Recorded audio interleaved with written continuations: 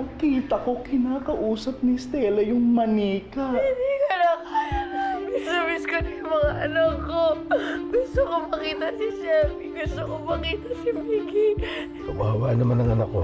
Bakit hindi ho kaya kayo magpakilala sa kanya? Baka ito na rin ho ang tamang panahon para malaman niyo ang totoo. Pinalaan ako ni Gloria na wag ako magpapakita sa anak ko. Stella? Stella! Nasaan kaya ang anak ko? Perry, nakita ko si Shelby. Nakita ko yung anak ko. Hindi ko alam kung anong relasyon ni Perry sa buhay ni Stella. At hindi ko rin alam kung bakit nagmamalasakit siya sa anak ko. Pupunta tayo sa Amerika para makuha natin si Mickey.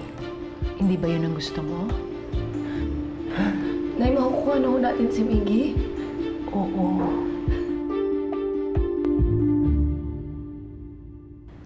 Halos walang laman na pala yung account ko. Eh, kulang pa to para sa pamasahe namin ni Inay. Paano yan? Saan nakukuha ng pera ngayon?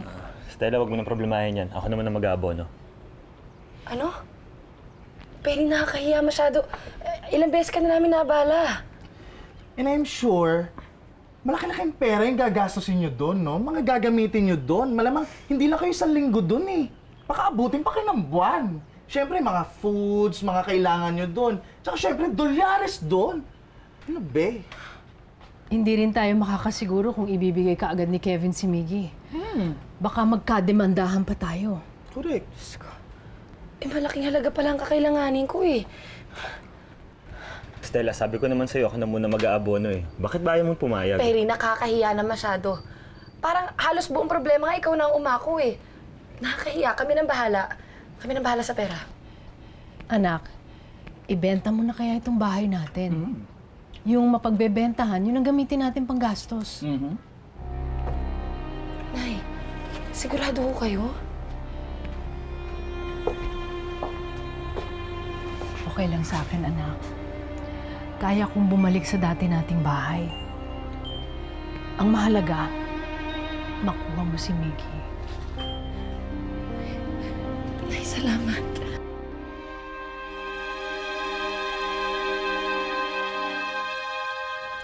For me, thank you. Ano naman naisip na bigyan ako ng flowers? Siyempre, para lagi mo ako naaalala. I have a business trip kasi sa Korea. Medyo matatagalan bago ako makabalik. At matatagalan din bago mo ako ulit makita. Huh? At least kahit papano, dyan sa bulaklak na yan, lagi mo ako makikita. O maaalala. Talaga? How long will you be gone? A month? Basta kapag natapos na yung deal ko dun, uwi na ako agad para makita kita. Okay, sige. I've never been... Excuse me, I have to take this. Sure. Hello? Oh, Kevin. How are you? How's New York? Ah, talaga? I have a cousin living in Brooklyn also. I'm good. Actually, I'm on a date right now. Istorbo kayo. Oh, hey, Lucci! How are you? Enjoy naman kayo dyan, ha? Ah, talaga? O sige, I'll tell Tita Amanda when I see her. Oh, sige, I'll go na. Oy, may pasalubong. Okay, bye. Di daw nila makontak si Tita Amanda. Anyway, excuse me, I'll just go to the bathroom. Sure.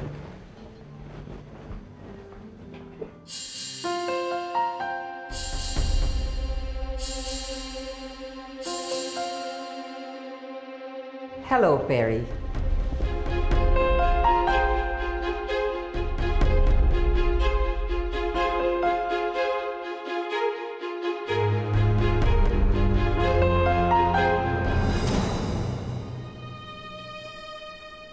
Anak.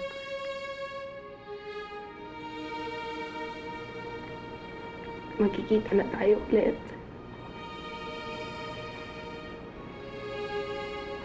Pinagdarasal ko na sana makuha ko na yung address niya dyan sa Amerika.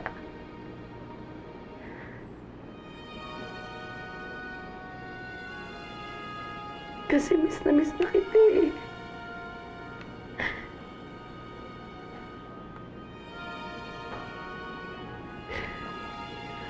Walang araw na hindi ko binulong sa Diyos.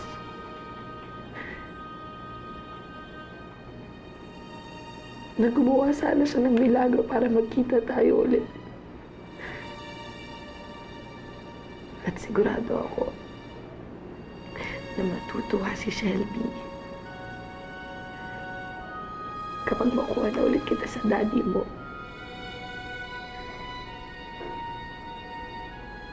I love you, anak. I love you.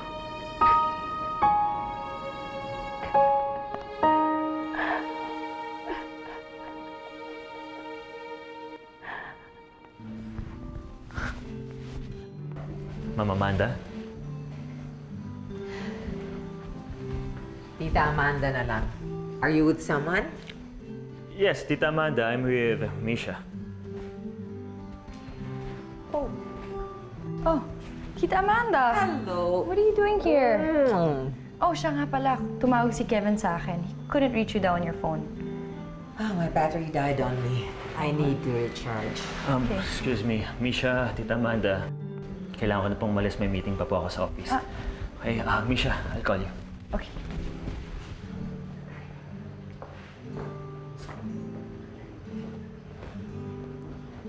You can't deny you like him. Tita naman. Bagay ba?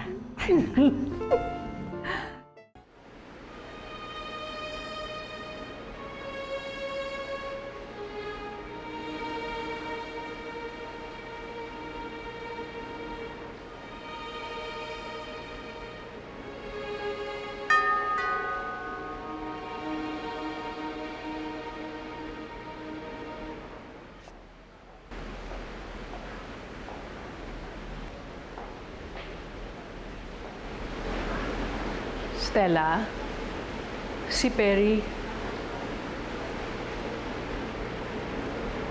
Stella, alam ko na kung saan nakatira si Kevin. Makukuha na natin si Miggy. salamat sa Diyos. Anak, narinig mo ba yon? Mapupuntahan na natin si Maggie. Mahanap na natin siya. Si Maggie? Oo. Salamat. Maraming salamat.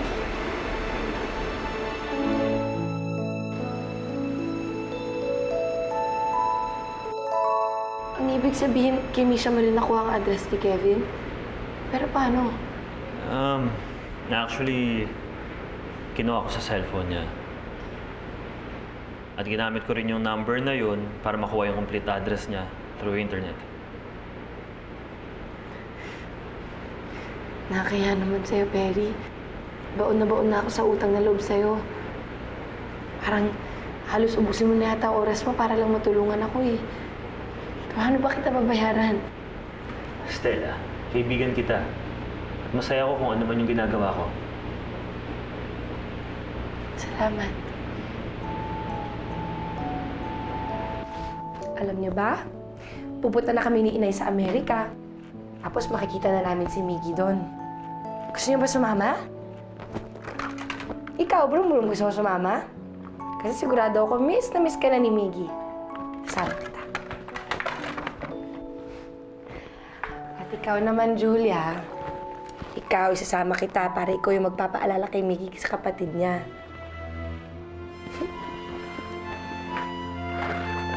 Sama ko kayo lahat.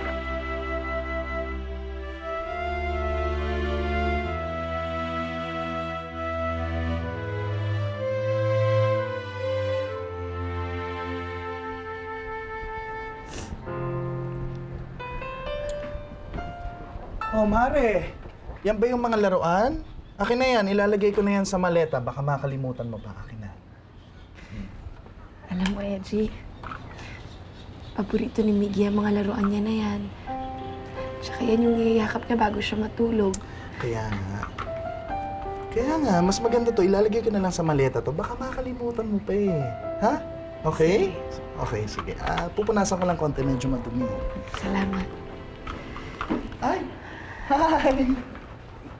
Hi, Perry. Nakapag-impake ka na. Kami nakapag-impake na. Stella, si Perry. Perry. Stella.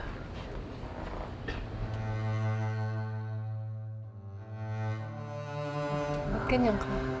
Ba't parang Biyernes Santo ang mukha mo? Perry, may problema ba? Tinawagan ko kasi yung bahay ng asawa mo dun sa New York. Nakalipat na sila, tsaka nabenta na rin yung bahay. Ang sabi nung nakabili, lumipat na daw sila sa Europe. Alam mo ba kung saan sila sa Europe lumipat? Hindi ko alam kung ano sasabi.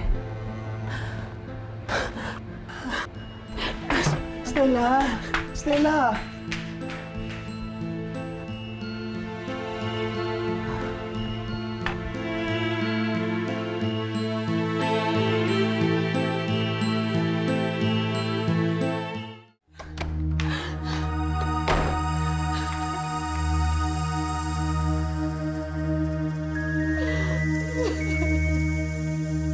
Stella, anak, buksan mo ang pinto. Mag-usap tayo.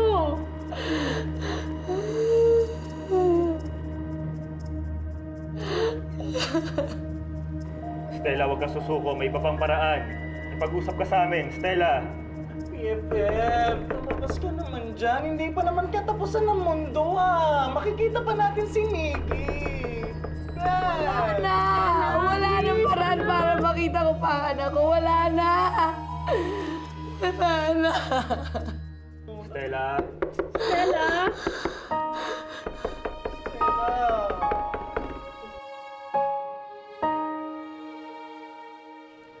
Ayoko! Ayoko! Umalis kayo! Gusto ko mapag-isa. Iwanan niyo ako! Iwanan niyo ako! Iwanan niyo ako! Stella?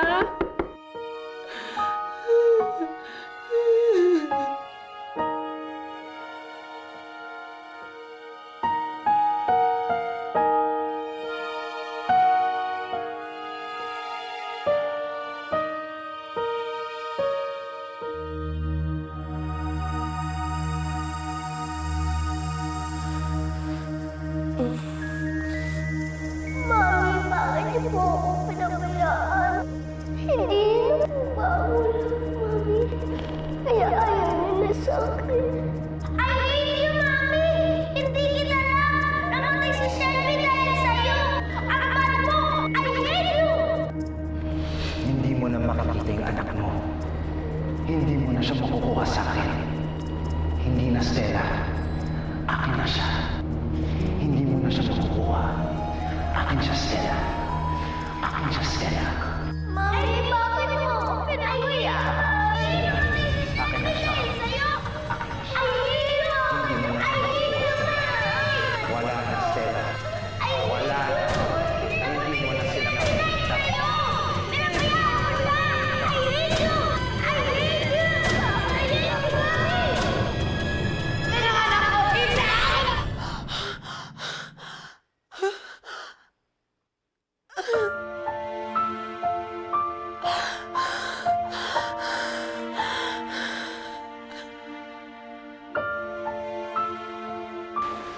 Alam mo kasi, I just find it amazing that she can be herself with me. Alam mo yun? Wala siyang pretensions, walang inhibitions. Napakatotoo lang siya. Stella? Bakit? Ganun din naman ako Stella? Ang ibig sabihin, oo, ganun talaga Stella? Stella? Si Jen, bang Stella? status mo yun? Kayo na ba? Stella?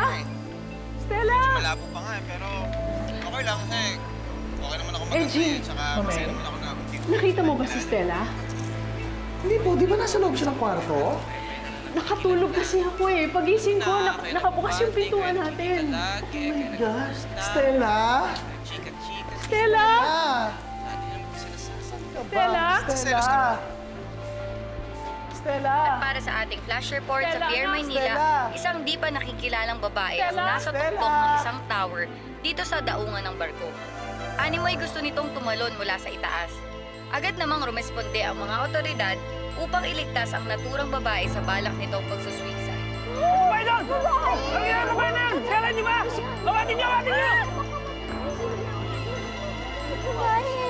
Kilala niyo sino ba? Kilala niyo! Awatin niyo!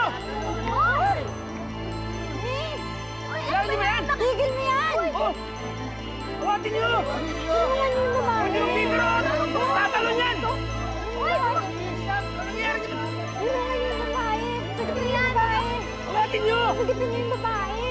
Palapit mo! Miss! Miss! Bumaba ka dyan! Bumaba ka dyan! Hoy! Miss! Bumaba ka dyan! Huwag mo gagawin yan! Miss! Bumaba ka! Pagkitin niyo yung babae! Tatagalan ko! Tingnan niyo! Baka mag-alas na! Bumaba ka dyan, Miss! Pagkitin niyo yan! Bumaba ka dyan! Bumaba doon! Mag-alas ka ba? Stella! Di ba? Si Stella, Mami! Si Stella! Kilala niyo sino ba? Kilala niya! Ma'am! Ma'am Amanda! Ma'am! Ma'am! Naku po! Ma'am Amanda! Naku, Diyos ko po. Bakit? Ano bang nangyayari sa'yo? Si Ma'am Stella po nasa TV. Stella, nasa TV? Bakit? Artista na ba Panoorin niyo siya? to, ma'am. Panoorin niyo po. Awatin niyo! Miss! Uy, ano ba yan? Nakigil mo yan! Oh! Awatin niyo! Tulungan niyo yung babae! Hindi magbibiro! Tatalon yan! Uy! Nangyayari sa... Tulungan niyo yung babae! Sagutin niyo yan! Awatin niyo!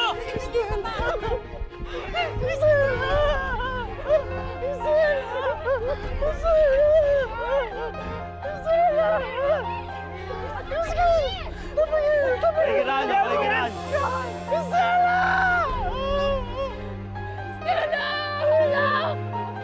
Huwag mong gawin yan!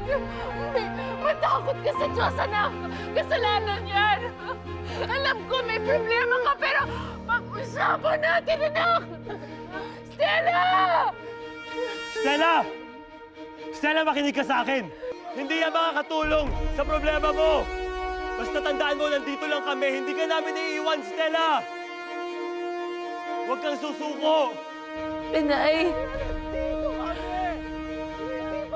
kahit sa panaginip, si Shelby na lang ang naririnig ko. Siya na lang ang nakikita at nakakasama ko.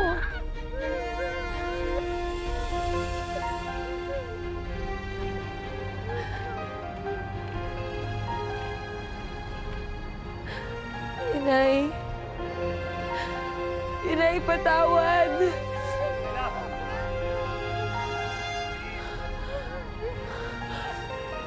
Shelby. Anak. Parating na si Mami.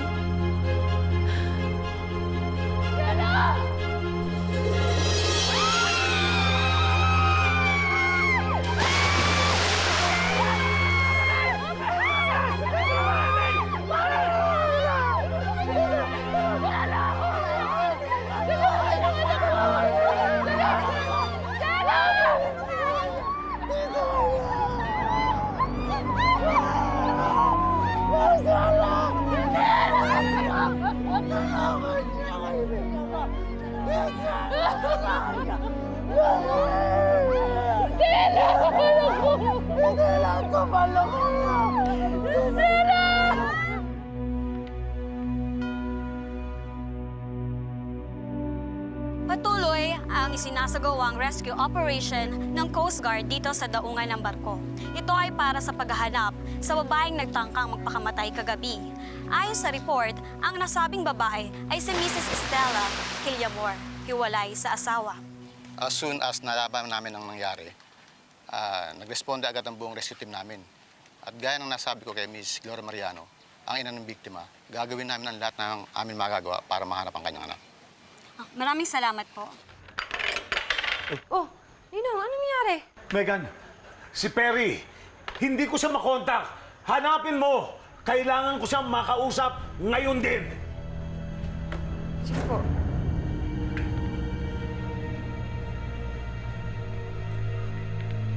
Tay.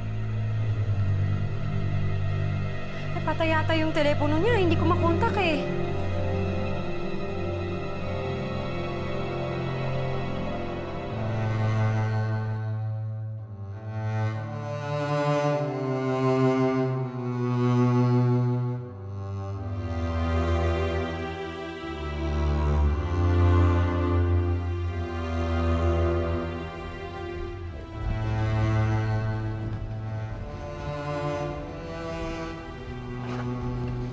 Mamay, halika, magkape muna tayo dun sa may labas. Para naman medyo Mainita naman yung sikmura mo. Maghapon magdamag na tayo nandito, Mami. Tara na. Hindi. Dito lang ako. Aabangan kong pagbabalik niya. Aabang ko si Stella. Baka kung napano na siya eh.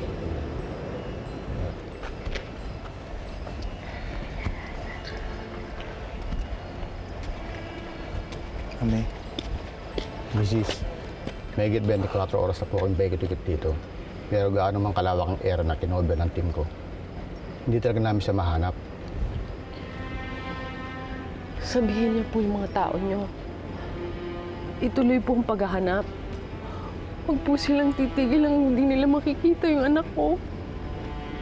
Pinalulungkot ko, Mrs. Pero may parating na bagyo. At saka malaki yung alon eh. Gusto yun namin ituloy. Pero kailangan namin ihinto ang paghanap sa anak ninyo. Nakiusap po ko sa inyo. Maawa po kayo sa akin. Huwag po kayo susuko. Marami po rin ako. Mami. Mami, halika na muna. Mami.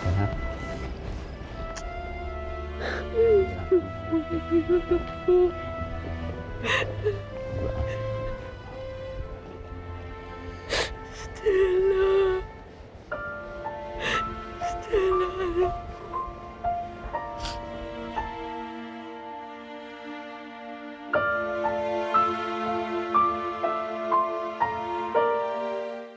Kawawa talaga, oh. Bakit kaya nagpakamatayan? May bangkay po natagpuan doon. Halika, samahan ko kayo.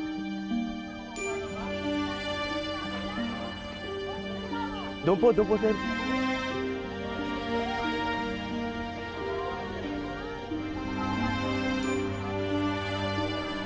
Sir, doon po sa baba, sir. Oh, mga osisero, sandali lang. Oh, mga osisero, bigyan niyo yung mga pulis. Bigyan niyo yung mga pulis. Tabi. Tabi. Bigyan niyo.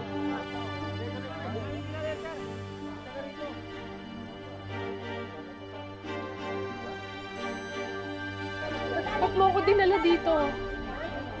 Mami, kailangan natin kilalanin yung babaeng nakita nilang inaano dyan eh, oh.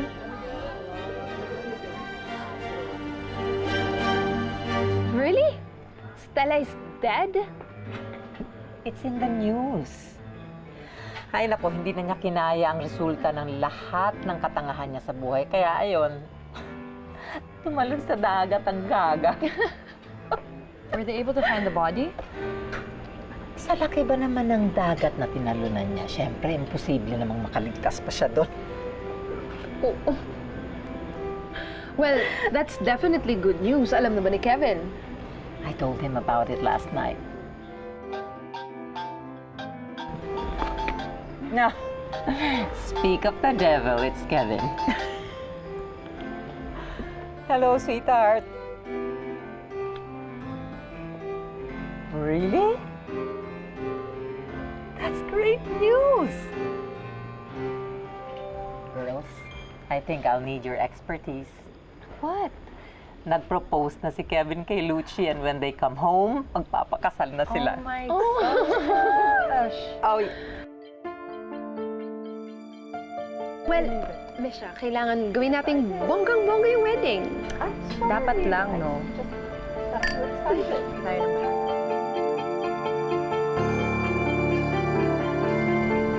Kadalasan, ang mga babaeng dumaan sa pang-aabuso, worthless ang tingin nila sa kanilang sarili.